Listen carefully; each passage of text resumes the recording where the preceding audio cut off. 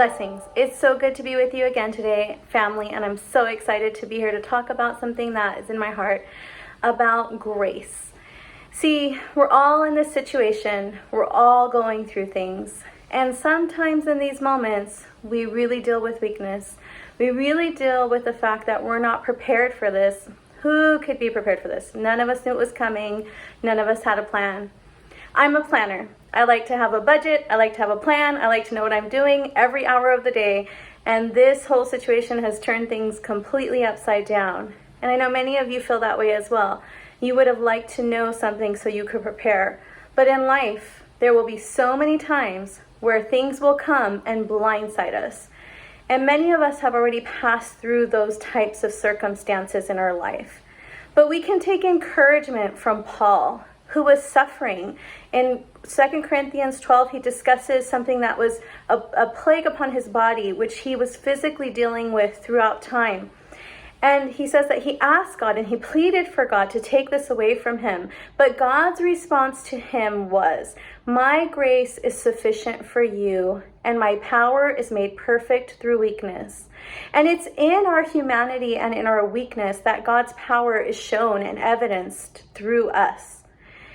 So in God's grace, we know that it's a covering. We are covered by him. His grace is what was shed for our salvation. His grace covers us in our lives, and it gives us an expression of his love.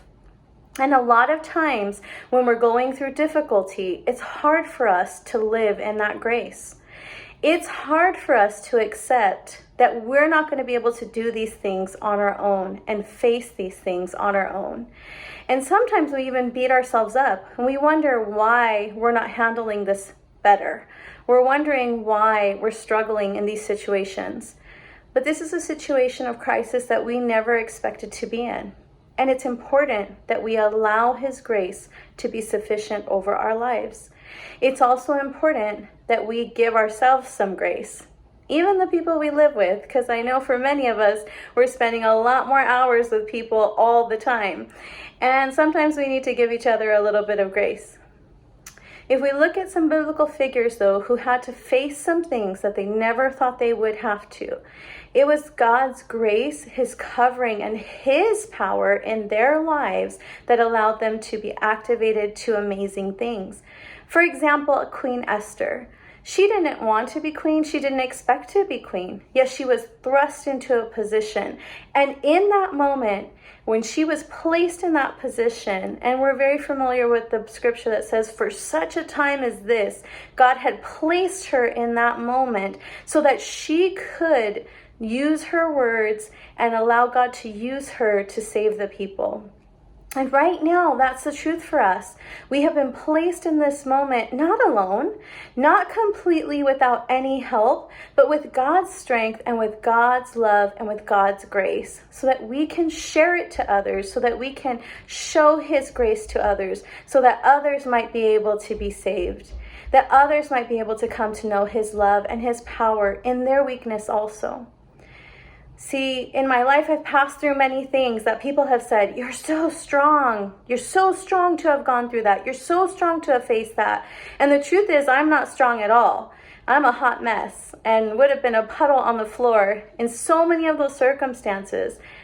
But for God's strength and his love and his grace and mercy over my life. And I rely on that every single day. I don't know what tomorrow holds. I don't know what the end of today will be like, but I know that God goes before me, and I know he goes before you. And I know that he has a good word for your life today. Seek him out. Spend some time activating your joy by thanking him. Take some time today to just sit in his grace.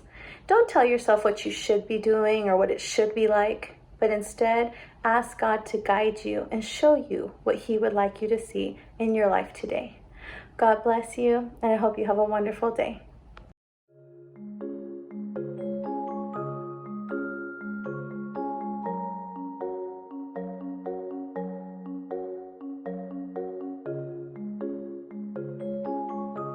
Buenas tardes, familia. Quiero ofrecerte unas palabras de ánimo en esta tarde. En la semana pasada estábamos hablando sobre el gozo del Señor y su fuerza, pero hoy vamos a hablar sobre la gracia del Señor. Esta gracia nos cubre nuestras vidas, nuestras almas, nos da paz, amor, salvación y sanidad. A veces estamos enfrentados con cosas que se miran tan grandes para nosotros que no podemos enfrentar en nuestra propia fuerza. Y en estos tiempos podemos pedir al Señor que Él los quita de nosotros. Tal vez es una enfermedad, tal vez es un problema física, un problema en la familia o algo así. Pero tenemos unas palabras de ánimo que Dios dio a Pablo en 2 Corintios capítulo 12. Pablo estaba sufriendo con algo y él dice que él pidió al Señor 3 veces a quitar esta cosa de él. Pero en vez de quitar la cosa, Dios lo dije, mi gracia es suficiente y en tu debilidad estoy poderoso. Nosotros servimos un Dios poderoso y su gracia sí es suficiente. Para nosotros en este momento sentimos que estamos enfrentando algo tan diferente de la vida normal. Para mí me gusta planear, me gusta un horario, un presupuesto, sabiendo lo que voy a hacer, pero no tengo una aseguranza de eso en mi vida. Y en realidad nunca tenemos en verdad una aseguranza de lo que va a suceder o lo que va a venir mañana. Pero lo que tenemos es una aseguranza en el Señor, que su gracia va a estar con nosotros, que sigue los creyentes y que Él va a cubrir nuestras vidas. Miramos a la reina Esther en la palabra. La gente de Dios estaba bajo un peligro y el Señor le dio la fuerza y la gracia para venir enfrente del rey para pedir por la salvación de la gente. Y ahorita estamos en estos días, estamos en días en donde necesitamos pedir al rey que nos da la fuerza, que nos da la gracia para enfrentar las retas que van a venir en nuestras vidas. Estoy orando bendiciones sobre tu vida, sobre tu hogar, que Dios va a estar allí con usted en cada paso, que Él te va a proveer y que Él te va a cuidar. Dios le bendiga. Adiós.